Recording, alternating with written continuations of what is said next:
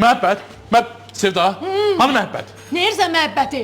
Sən vurmuşsan mərkəz lahmacuna, Hə. sifariş eləmişəm ki, mənə bir dənə dolma, bir dənə xəncəl, bir dənə də salat xiyar. Hə. Gör mən nə yollayım, hələ sən bir dənə qoyub.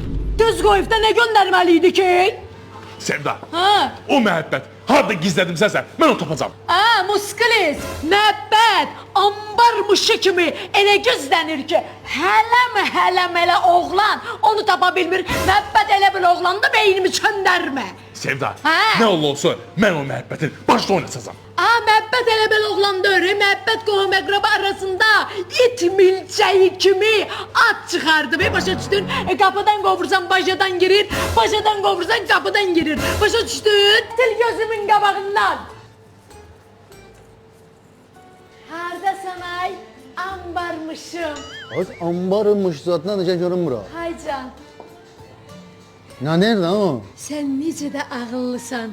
Ay mənim həyatım. Bir dənə deyib, bir dənə də göndərmisən. Elə hemen, elə hemen. Geçsən. Hacı. Ben bir dənə gedim onun başını oynasıb gəlirəm, yaxşı? Kişilənmə ay məhəbbətim.